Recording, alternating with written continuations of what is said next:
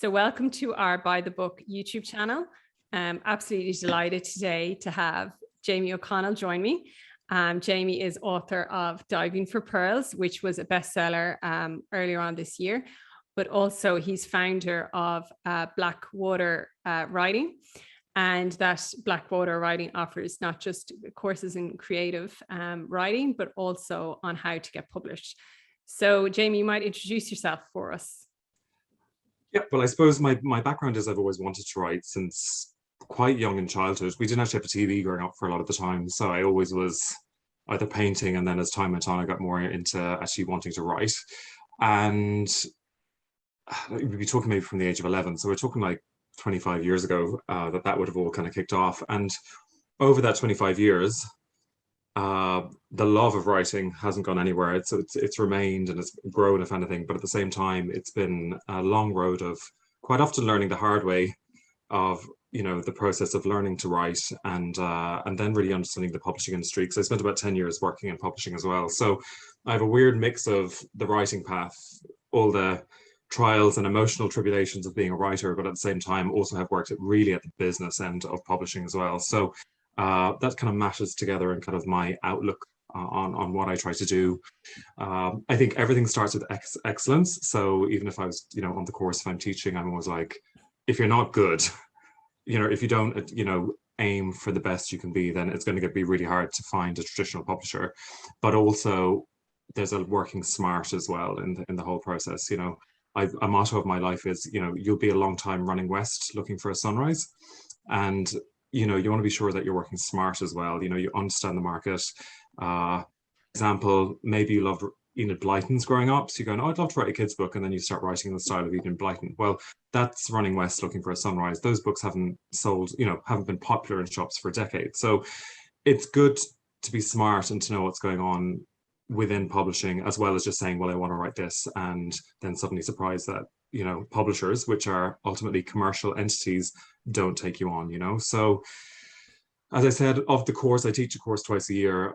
About 80% of the course really is on excellence, on improving your writing, learning how to edit, because good writing is really good editing. But 20% then I really want to focus in on the practicalities of being a writer and giving you enough, maybe you don't want to work in publishing, but giving you enough insights into the industry that it's not, this horrible beast that you just don't even know how to manage. Because I felt that like 15 years ago, before I'd even worked a day in publishing, I didn't understand how the words that I was typing in the best case scenario became a book on a shelf. And I didn't realize the sort of 15,000 steps that are, within a publishing house even, that get a book onto the shelf and make sure it's on the shelf when you're doing an interview on the radio, and it all lines up and becomes this very, very, very refined machine, almost like an arrow that's to hit a target. And if one of the direction is slightly off, you miss your target, So it may be a case of, if, we were talking previously about self-publishing, if you have a book and you've all the publicity lined up, but you haven't lined up the book being in the shop at the same time as the publicity, the arrow misses the target. And it's so easy to do this. So I'm hoping that I can somehow, the course is 2 months, and that in 2 months you have this kind of condensed version of what's taken me 15, 20 years to learn, I suppose. Yeah, no, it's brilliant. I was reading up on it earlier. I don't think I've seen anything like it in the sense of what you cover, because you're coming at it from those two angles. It's like, yes, the creative writing is important, but also you have the inside on what the publishing houses are looking for. And you're trying to line it up to best prepare not just, the author in the creative process, but also the pitching process. Yes, well, for me, I remember talking to an editor, a UK editor before, about writing Irish fiction, and particularly this was about Irish historical fiction. And she kind of said in an offhand way, I'm not going to name her, she said, if you write Irish historical fiction pre-20th century, that's not about the famine, you will not find a major publisher for it. It just won't happen. And what she meant by that was, I know from being inside in those publishing meetings, every book that is presented to those meetings to discuss as possible books to be published, that book will be compared to other books that have already been published roughly in the area, and they will check the sales data for all of those books. And if it's a financial failure for 5 or 6 books that are in your area, trying to get that book published will be nearly impossible. And because there hasn't been a precedent of maybe a 14th century Irish historical novel working, numbers are going to start counting very quickly, no matter how good the book is, you know. So that's one part where I found my academic training and actual industry experience varied, because my academic training just purely went on just make the work as good as possible. Whereas I'd be like, even before you even write a word, you might want to know this is going to be a really hard sell. Yeah. You know, so, and I know this a bit, I do believe intrinsically in sort of artistic impulse. And there's books that come out that break all the rules. You have the likes of, oh, what's her name now? I do have it here. It was the book, but now this is going to kill me. It won the Irish Book of the Year about 2 years ago. It was... Oh, was it A Ghost in the Throat? Ghost in the Throat, which defies every law and rule. And thank goodness a publisher could see its brilliance, despite the fact that it probably was a very hard book to kind of predict how it was going to do. But for the most part, there is a set of rules there that will impact the sales. And I suppose the thing is, if you want to be published by the HarperCollins, the Hachettes, the Penguins, the big publishers, they're much stricter on those rules than maybe someone who has a smaller publisher that has Arts Council funding and a bit more autonomy in maybe what they can publish. And I just want to, before I bring you back in time, I just want to ask, I saw as well on your website, which is really good, you're offering a free webinar to go through some of that things. And so you might just tell me a bit about that. So the webinar looks at three elements, three questions that come up a lot for me with emerging writers. The first one is really like the really obvious stuff, that is, you know, sending in your submission to a publishing house. Just people make some really, really obvious mistakes. And with submitting your work to a publisher, like, first impressions count. So if you miss the first impression because of something stupid, it's doubly hard the next time to get that impression back again. So you kind of have only one shot the first time out. So I just go through maybe 10 of the kind of things that I've noticed over the years that when I've been reading submissions, I've gone, oh, you know, that's really letting you down. And especially things, you know, your synopsis and things like that, because I think people really struggle with synopsis and pitching and things like that, because they think of, on the one hand, there's the blurb on the back of a book in Easton, which is all cliffhangers, and the idea is you pick it up and buy it, but that's not enough information for a publisher to make a decision on. And on the other hand, you've like telling the publisher everything the character does, like, and then Mary walks to the door and meets John, which is utterly flat and doesn't sell the book to anyone. So you're actually trying to find a middle ground of sort of information and sales. So that's some of the questions, sort of the first part of the webinar. And then the middle part of the webinar is I look purely at, so your manuscript's in the publishing house, what kind of happens is the first few steps. In the full kind of autumn course, I go into that in full. We have a whole like 3-hour workshop on a publishing house. But in this, it's kind of a 20 minutes purely on your manuscript lands on a desk. What's the process that, you know, makes a decision to be made? And then finally, I just look at the area of creative writing courses, because as I said, there are some great courses out there, but I would definitely say, if you can get a course that maybe has some publishing angle to it, even just a couple of classes where you just get insights maybe from agents, or, you know, somebody comes into the course, just a few tips on where you're at and maybe what course would be right for you at this moment. That sounds great. And that's on the 11th of September. Yeah. It's in the afternoon. So if you go into blackwaterwriting.com/webinar, it's pretty straightforward. You just sign up there, you just give your email address, and I'll send you a Zoom link to the event on Saturday. So thank you very much. Yeah, no, that's plug. That just popped into my head there. Now I do want to go back, I suppose, in time. So if I looked up a bit about you earlier. So I did see that you've done, you know, I think you started with a degree in English. So you might take us from that point. I mean, you know, you've had a really colorful career and really varied right across publishing and creative writing. So you might just kind of talk us briefly through that timeline, and what was your thinking in terms of, you know, the writing was always in you. You always maybe had a novel in you, you know, but you didn't really see that happen until Diving for Pearls. Is that correct? I suppose, yeah, I had this impulse, the curious impulse, I think it was some poet called it, to write. And that's been there since very, very young. And through my teens, actually, I was always writing on my own. We had the family computer at home and dial-up internet and all the rest of it. And I worked away on a few kind of novel lengthy kind of works in my teen years, just tapping away in the evening, and of course all awful. But then when I was about 19, 20, and I was actually doing the degree in English, I wrote a children's book at the time, which I got an agent for, which in my ignorance I didn't realize that was something significant. I just thought that happened, you know, and in ways it was a blessing to be ignorant for a while, because it kind of just made me very blasé. I think sometimes if you realize how challenging the road is at the start, you may never start. So I got an agent, and she submitted it to publishers. They all got rejected. There was 8 rejections. Some, you know, all saying nice things, but for whatever reason they kind of didn't like it. And it kind of knocked me for 6 then for about a year, and I tried to rewrite it and rewrite it. But the problem I had with actually the feedback I got, it was all quite contradictory. Everyone kind of said something slightly different, so it was trying to solve a problem when I had no clear path, I suppose. And it was in that time that the idea of doing a creative writing, I can't remember what was maybe I must have seen something about doing a creative writing master's, really came to me.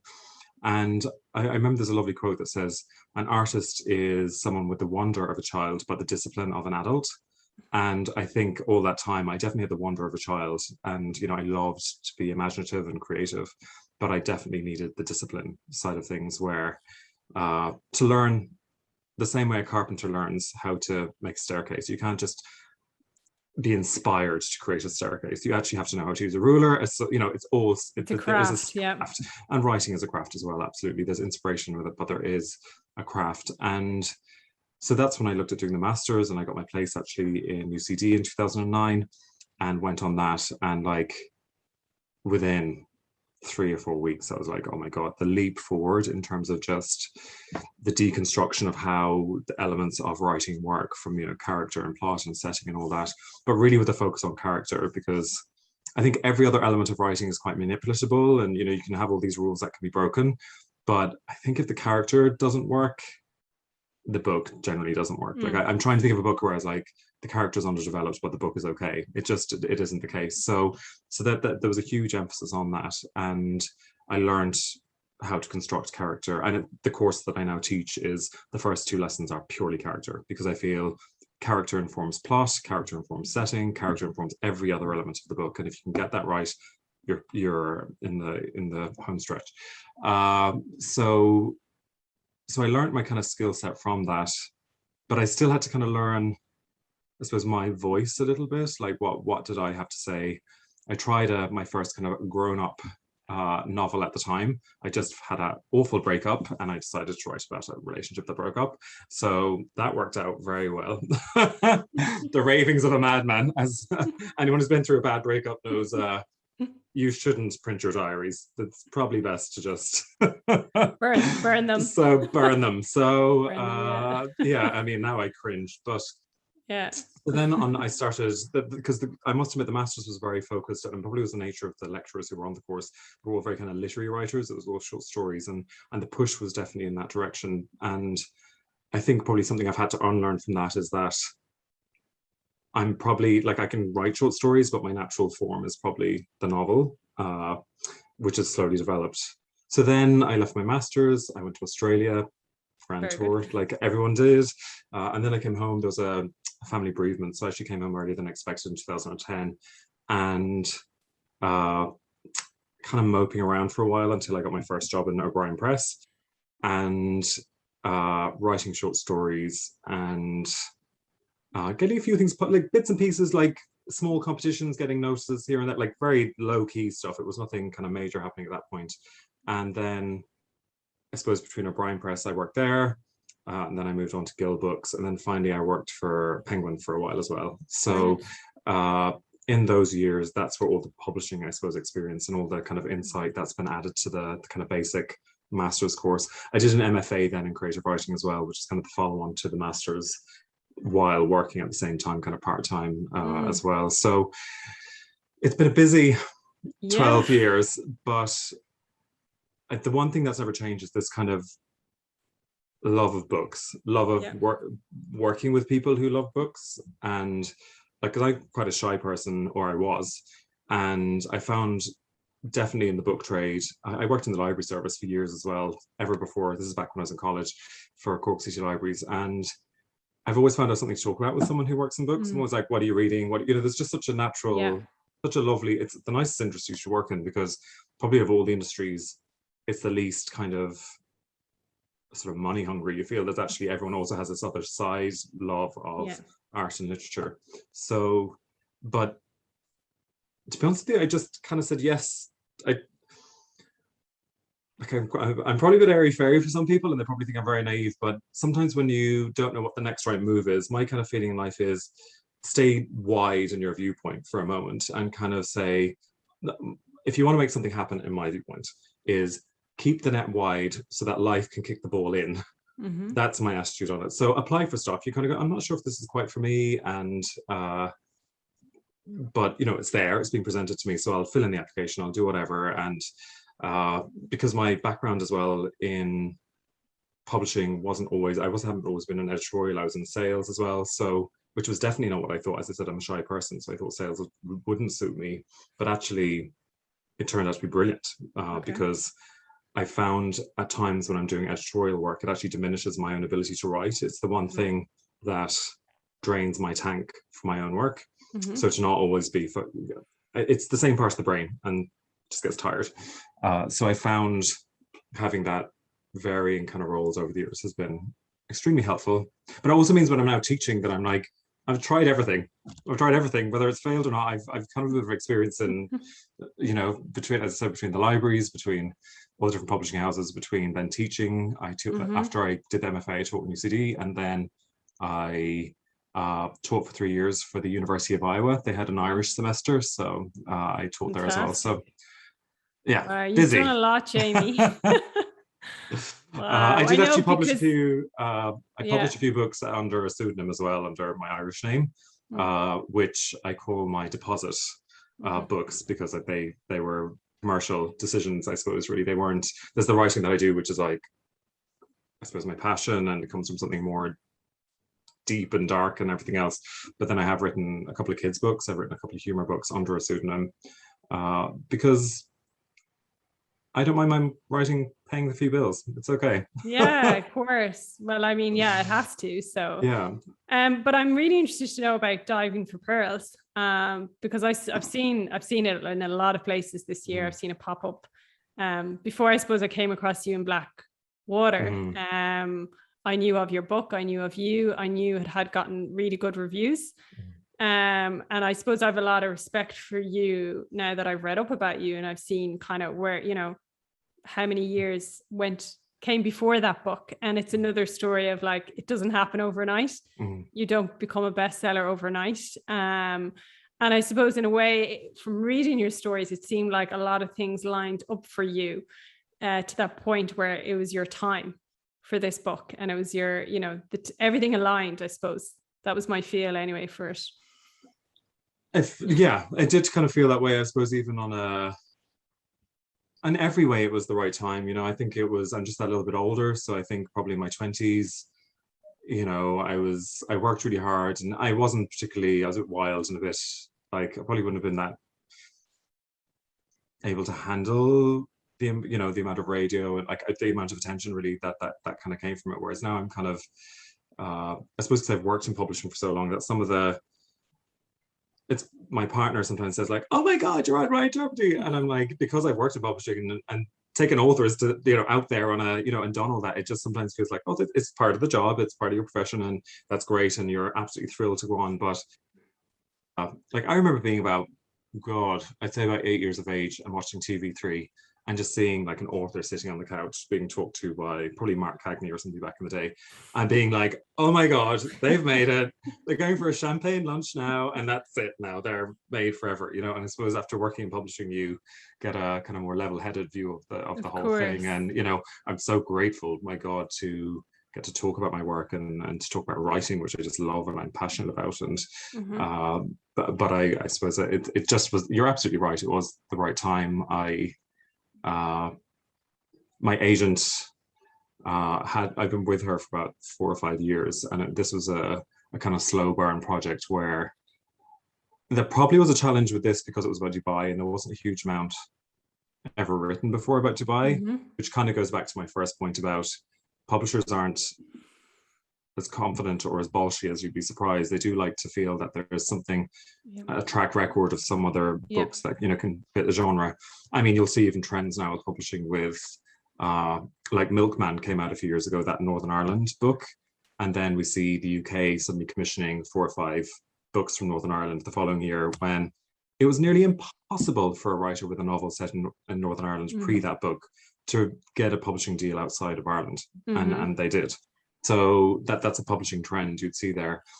As we see Sally Rooney doing so well, and then we've now seeing a number of female voices now, which is great. Well, long overdue. But it's definitely because of one success, more success is written out of it. But I suppose my book had no track record of, books based around Dubai have done well or, you know, got attention. So it took my agent time to kind of find its home. But then when it did, it kind of all came together very, very well. And I think my background in publishing helped me get very clear on what the book was about, the pitching of it. Because as well, for people who are listening and thinking about synopsis, things I wrote in my synopsis years ago are literally lines that are in publicity 3 or 4 years later, like lifted by, like literally, because I suppose the concept and the pitch behind it. Now they may refine the sentences or something, but they're literally, you know, direct lines. And definitely when I was being interviewed, reading back over the synopsis and my intention for the book, then, you know, came out again. So, but yeah, it's there's no such thing as overnight success. And people who I see kind of that first big book, or, you know, at a young age, you'll often notice their next book could be a bit down the road. And, you know, there's a really good article by Kevin Power, who wrote Bad Day in Black Rock in 2010. And his journey is, I think it was written in the Times, he's a new book out recently, but his journey between those years of like huge deal, you know, big blockbuster, massive hit, turned into a movie, and it kind of derailed him for a few years to kind of come back to his path. And there is other authors definitely like that. So, but many paths lead to God, or whatever they say, is it? Yeah. No, so. I think your story is really fascinating and like really good for others to kind of see. I mean, it might have taken 10 or something years, but, you know, eventually all the different things you tried all kind of came into place to set you up for this, you know, really successful novel. And as you said, you were prepared for the publicity, you were ready for it. And you kind of kept your feet on the ground through the process. And I suppose I'm interested then to know a bit more then about the Blackwater writing. So when, you know, so the novel then, I suppose, just talk me through the timing. When did you plan to have the novel out versus, because Blackwater Writing is relatively new, is that? Yeah, so I was working full time till last year, and but on a contract, and the contract was to end in August. And if I'd wanted to kind of renew my contract, I'd probably have had to move to the UK. But in the early 2000, I was going to say 2019, but actually last year's 2020, early 2020, the deal came through for Diving for Pearls, and I was in kind of that summer, I was kind of in the quandary of, do I go to the UK? And as I said, that I could have had my contract extended if I lived in London, stay in publishing, or at the same time, my relationship here, my partner lives in Kenmare, where I do now. So the two roads kind of diverged. And one was, do I take the leap with the writing and maybe go to the countryside and live in a slightly different, less fast-paced kind of a way than I had done, or go to London? And I'd worked so long for the novel that I felt, okay, you've wanted a writer's life for decades at this stage. So, you know, and everyone is saying, including your partner, to just do the thing you want to do. And so it just became the opportunity. So, so as it turns out, I came down here for the long weekend. The pandemic happened, and I got sort of inadvertently, we moved in together without realizing we were moving in together for 3 months. So, I mean, we're very happy. So then when I moved down last summer, I knew, as I said, it wasn't like a surprise. I knew the contract was ending, so I had just a bit of time to think about, like, well, what would I really like to do? And I love teaching. I really, obviously I love writing, and I do that every day, but I'm really passionate about my subjects. So I was like, okay, well, I definitely want to pass that on. You know, I've been very lucky. I was very lucky to get on the master's course. I got some funding to do it. I then went on to the MFA, and then all these. I've had a very lucky time. I've worked really hard, but at the same time, opportunity has arisen for me. So I was like, how can I help others? So I set up Blackwater last year with a very broad scope. I was like, oh, maybe teaching, editing, a bit of mentoring, whatever people want. So I had a big offering on the website then, and a lot of editorial work came in from that. But as I said, I found actually that much editorial work really started to impact my own work and my ability to write. I was very tired from it. But then I started doing some online seminars and things like that. And I realized, okay, it was like the net that had been wide. I was now like, okay, well, we've tried all these things, and actually you always love to teach, and it's the thing of the offerings that you're offering out that you really love to do. And I think the reason why I found it so satisfying was with the editing, I felt I was giving a man a fish, whereas with the teaching, I felt I was teaching a man to fish, which was far more beneficial. Even in the course of the year, I would edit someone's work. Like, I'm a bit of a Simon Cowell with the editing. Like, you get that you'll come back, there's a lot of notes and there's a lot of comments made,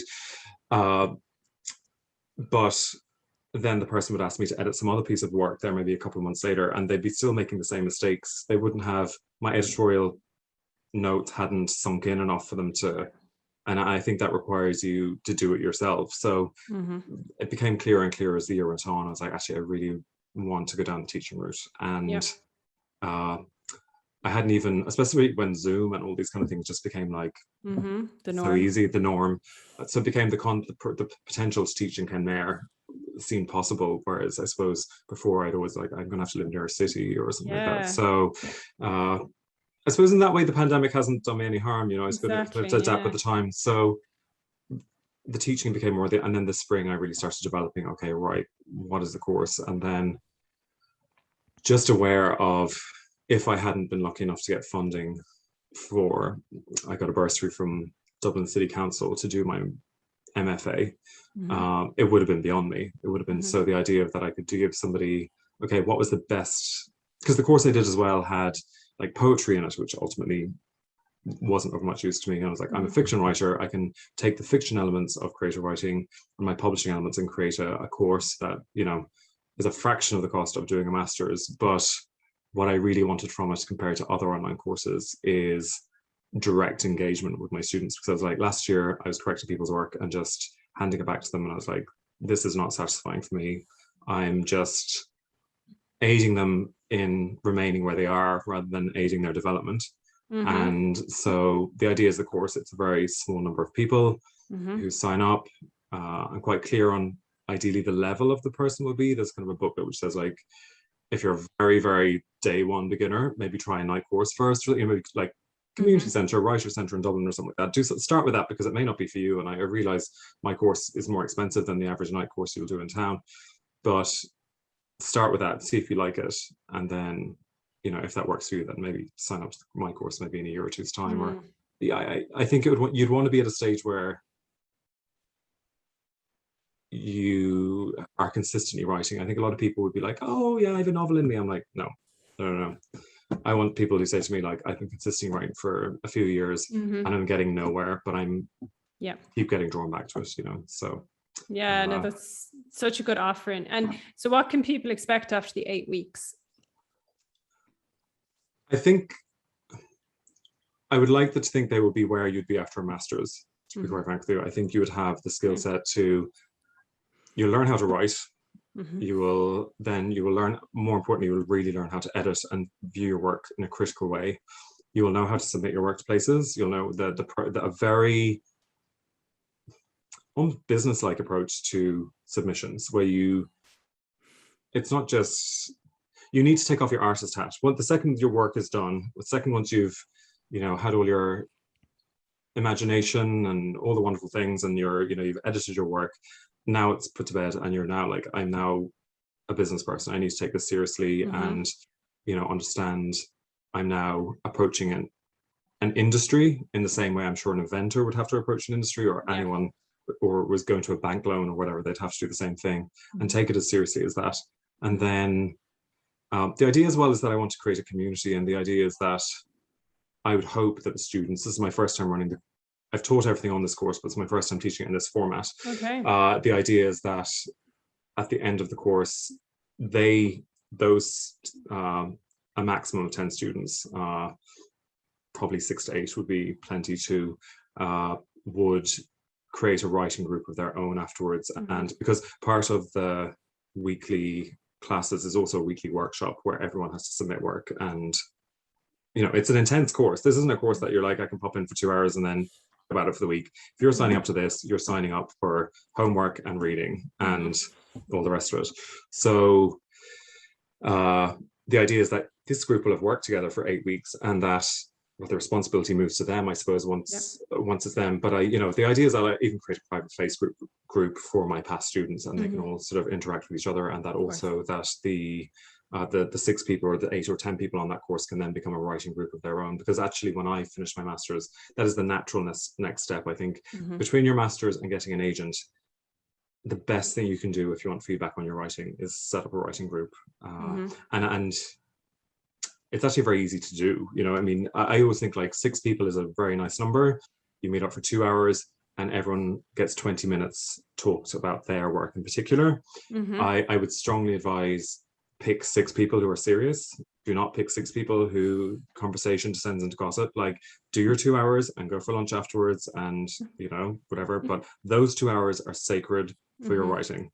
And usually 1,500 words a month, and everyone submits a week before, the Saturday before. The group has a week to read it, come up with their thoughts and what their impressions, and then that Saturday, then you sit down and you review each other's work. It needs to be very, I was in a writing group, and the best one that worked for me actually had an agenda. Like, this is strict rules of the writing group, and they never varied from that. And that was really disciplined. Otherwise, it just becomes like, these book clubs with the like drinking wine on a Thursday evening. Like, that's all very well and good, and you're enjoying yourself, but but you're there to work. So that would be the plan. I would hope that someone would leave my course, have all the toolkit to present their work to publishers, all the toolkit to refine their work too, and really have this group to then, as I said, do the writing group and realistically be on course. If I was to sum it up in a sentence, I'd say you probably leapfrog forward a number of years of trial and error. Yeah, it sounds really, really good. As I said, I hadn't come across anything like that myself. And I think it's taken you a while to refine it and to get there. And you can see, I read about it, and I could see you put so much work into even the structure and the weeks and the master classes and getting in getting in people from the industry and everything. So congratulations. And thanks. I'm so happy that you can do that from Kenmare as well. What a beautiful place. I mean, I have one student starting this autumn from Australia, lovely, a few from Ireland, and I have one from California, would you believe? So very good, like random. Like I mean, these were, I wasn't particularly targeting, especially because Australia. I'm like, you do realize you'd be tuning in at like 5 a.m. in the morning if we're doing it in the afternoon? She's like, no, I wanna do this. She wants to do it. So, she's committed. Which is amazing. Like, that's a total plus of the pandemic. I mean, this would never have been even remotely doable if it wasn't for. How would you train everyone to use Zoom? Everyone would be like, I'd be like me with technology, like, oh, I'm not doing that.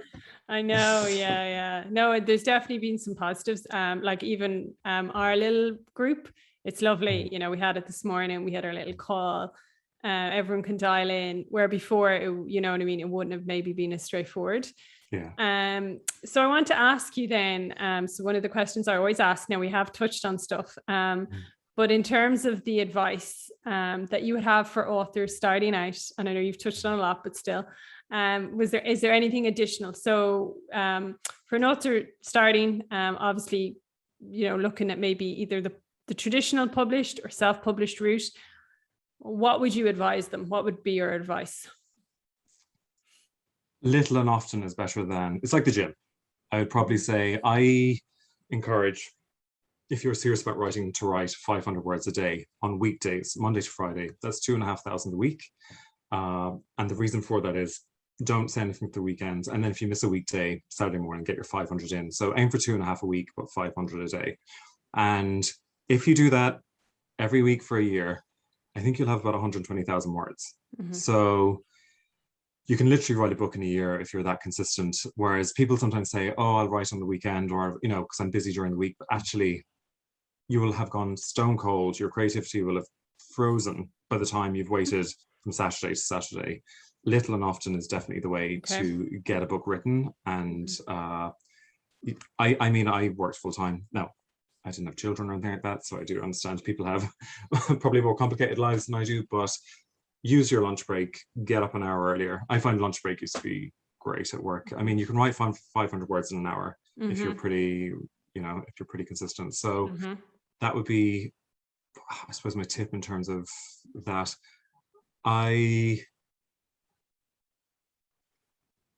When you're, for me, the formula to success is this: try, fail, learn, pivot, try.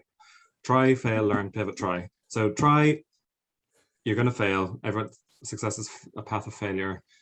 Like learn, figure out why on earth this didn't work. Pivot, regroup yourself, and then try again based on the learning. And just keep, that's been my formula all the way through. You know, I've lots of failed books in the cupboard, but they've all been links in the chain that have led me to the book coming out. So try, fail, learn, pivot, try. Great advice. And you also I've been watching some of your stuff on Instagram, which is really good, which is again the Blackwater Writing. You talk about patience.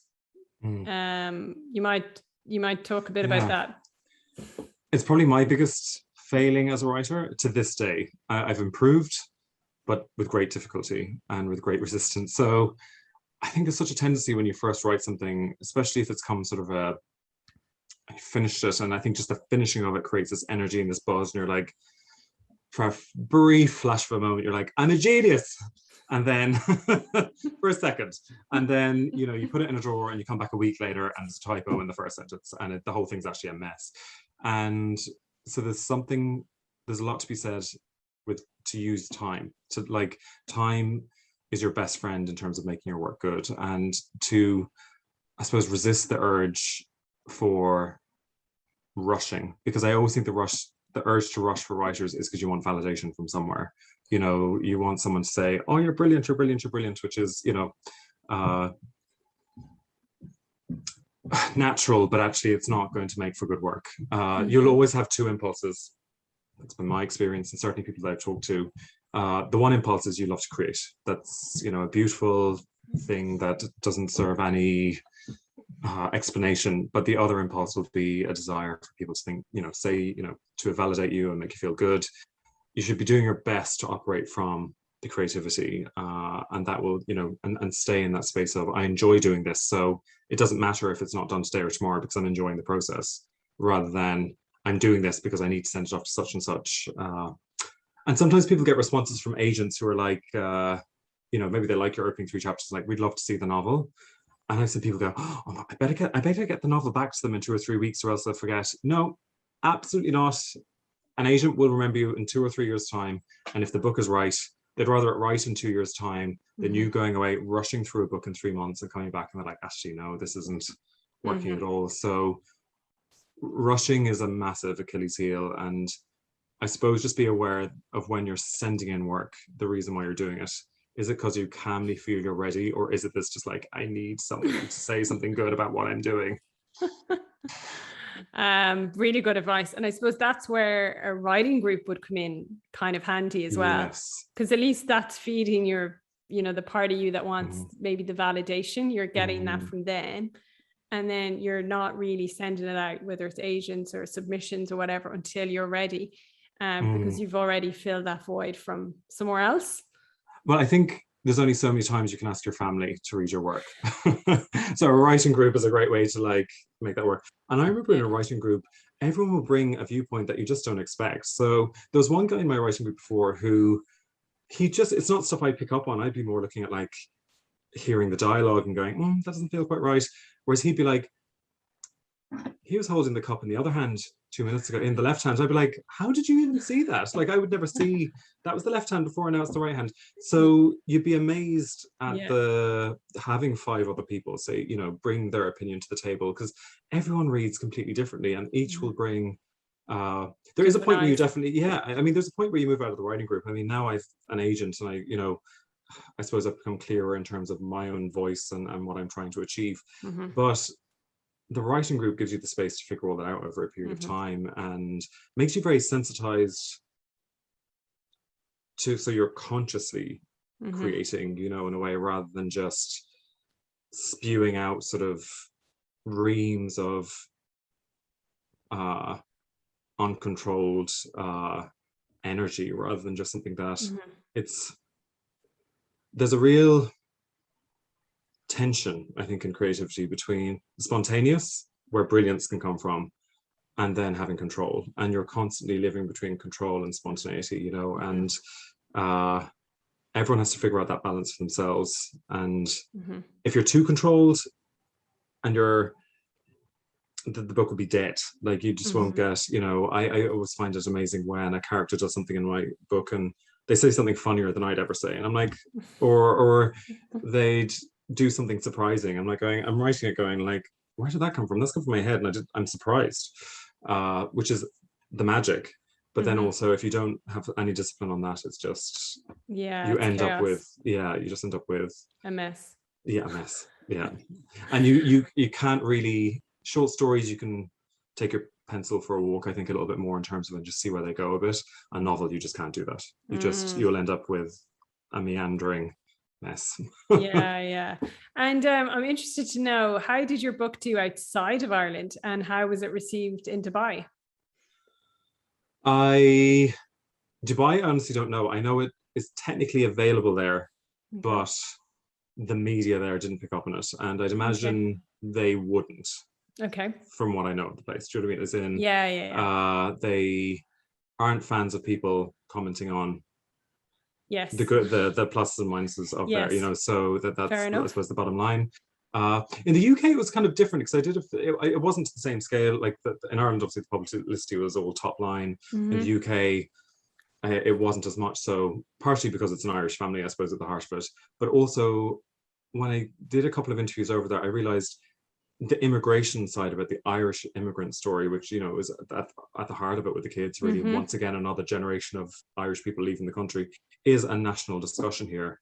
The Yeah. UK have no concept of that in Okay. their psyche. They don't. I remember being interviewed and going, "Oh, this really isn't of interest to you. People don't leave the UK in droves when things go wrong," which I remember being like, "Oh, Yeah. we have a very different national understanding of the concept Mm-hmm. of, I suppose, in the UK, the national discussion can often be the other way about people coming to the UK. Yeah, yeah. Whereas for us, the conversation tends to go the other way. So in a weird way, it tapped into a more zeitgeisty thing here, but actually in the Mm-hmm. UK, it actually isn't so much a Mm-hmm. zeitgeisty thing. And that's another thing about publishing. You can just have the right book at the right time. So, Yeah.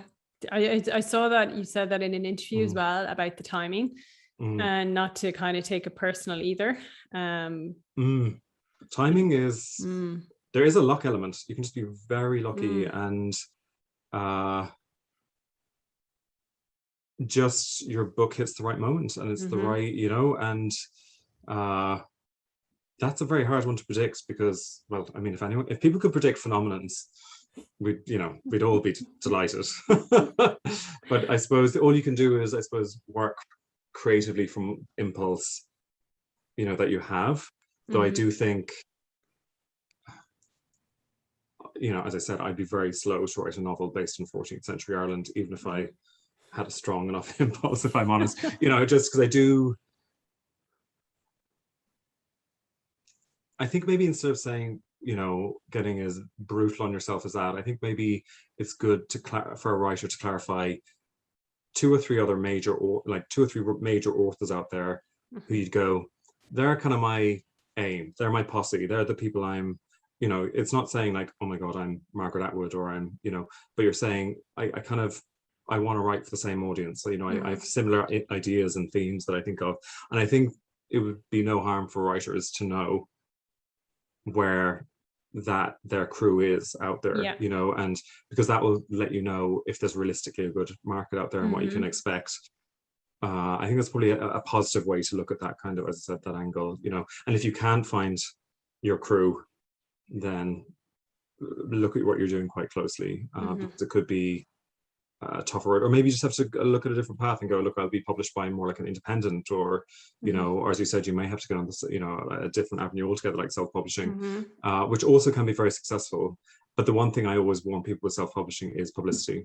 Mm. Everyone thinks, oh, you have to edit the book, and like that's all. You can do X and get Y. Do you know what I mean? You can pay someone to edit your book and it's edited. Mm-hmm. You can pay, you can get a cover designed, you can do a course, and you can get a good cover. Publicity is a massive amount of work, and you may find it very hard to get a response, and I think that's where, if someone said to me, you're going to self-publish, what aspect do you want to like hire someone in to do it? Mm-hmm. I would say publicist. I think it's the hardest path it's the hardest thing to get of anything. And also, before you self-publish, get a good timeline in place, because I was actually asked last year about a book that came out self-published, and they had amazing publicity lined up. It was just the nature of the book that it was going to get a lot of publicity, but the book was, for some reason, I don't know why, they thought that the launch happening a month after being on Writing Property was a good idea. Now this is actually a separate Ken Mayer thing that happened. And I was like, can you do anything to either delay the interviews? Because people buy the book immediately after a radio interview. They do. It's not a month later. They don't, there's so much media being bombarded at us that you need to strike while the iron's hot. And I did ask them about that. Also, the other thing, I was like, the question of like Eason and Argosy are the big two questions. I mean, if you're self-publishing in Ireland, Eason is nearly impossible. I mean, unless Brian O'Connell self-published a book, or somebody like Ryan Charberty published a book, it's going to be really hard to get the ear of an Eason buyer to buy a book. I think Argosy is a good way to go. They can be, if you can go to Argosy with a achievable publicity plan, I've confirmed this media, I've confirmed this book, then Argosy could well, and that will get your book into the indies. It'll get your book into like Dubray, and which is it's still half the market, so you'll be getting your book out there. So so those kind of things in self-publishing you really need to know. But I think the biggest stumbling block people can often have is publicity, because you'll be one voice of many voices, and you need to kind of get your word out there. However, there's people who've made an absolute killing of self-publishing. I'm trying to think what's her name. She's often quoted, like millions. I'm sure even the Twilight series. Not maybe not her. Oh no, it was 50 Shades actually. Sorry. 50 Shades. Yeah, EJ, isn't it? So it can be done. It can be done. Yeah. I mean, I think the tide is shifting slightly, but you're right. Is in the publicity side is one side, stock management and distribution is the other. And they are kind of definitely lessons. You spoke about something very close to my heart there when you were talking about. Oh no, I know. I'm sorry. I actually wasn't talking about. There's this other particular book that I'm talking about, a cookery book that I saw. They didn't line up, and I had a coffee with this person. I was like, is there anything you can do to get that book out of month? Like, it's the difference of probably selling 1,000 copies, kind of, So so I hear you.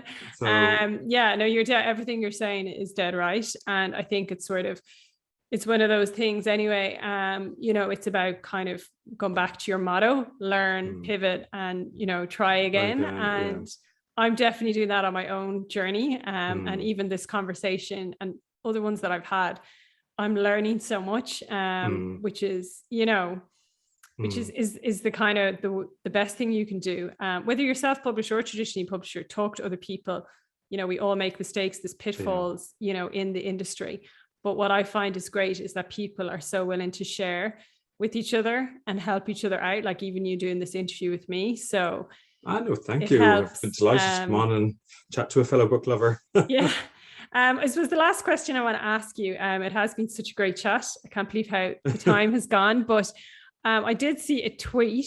I think it was a tweet from you about maybe a second book. Is there? Yes, it's down. It's down. It's written like, because the book that's out, The Diving for Pearls, actually that was written, drafted, I suppose, about 4 or 5 years ago. I mean, there's been like edits with the agent, and then obviously with the editor since. But I've actually been working on another book since then at the same time, and it's got completely out of hand. The length is now insane length. It's now, funny, I finished the first draft, which was 180,000 words, so twice the length of this one. However, just from line editing now, the last 2 weeks, I've knocked about 20,000 words off it. Okay. Purely from just reading and cutting and cutting and cutting. Quite often, especially with dialogue, I find you write it how you hear it the first time round, but actually we use way too many words in speech than we need to. And actually then you need to go back and realize that's a big thing, realizing that dialogue on the page and speech are incredibly different. They're totally different things. They look alike, but they're actually the ends there. So yeah, I have an editorial job ahead. I mean, I'm sure my agent would ideally like a book under 120, I'd say, would be the kind of max. It'll be a challenge. I'd say I'll get it down to 150, easy enough. I'll get like 30,000 words off it, but just from cleaning up and loose ends, and there's bits and pieces I'm like, oh, maybe that character isn't needed, and this but at some point I'd imagine the agent will have to look at it, and she'll probably have to draw blood and go. And so Jamie, from where you are today with that book, in and around, when will you see that book on the shelves, or when would you expect it? Just a rough time frame. All going absolutely well. I mean, there's a centenary in the books that's tied into a tour event that's in 2023. Okay. The end of 2023, and that would be an ideal scenario for me, because there'll be a lot of publicity then anyway around the subject. Okay. However, and as well, because the book that's out here, the paperback will come next year, so that will still be in its sort of second wind, and probably actually the UK will be bigger next year. Just the nature of the format of the book, they tend to go for that format a bit more than here. So yeah, the end of 2023. Okay. However, I'd be hopeful to get something to my agent that she can read probably in a month, probably just before I start teaching the course. Actually, that's my kind of guideline. It'll probably take her a few weeks to read it, and then depending on what she says, because the publisher of the first book has the option on the second one. They're not obliged to go with it, but they do have the option. So it'll depend if she wants to, at that point, are they ready to see it, or does she want me to do kind of further rewrites?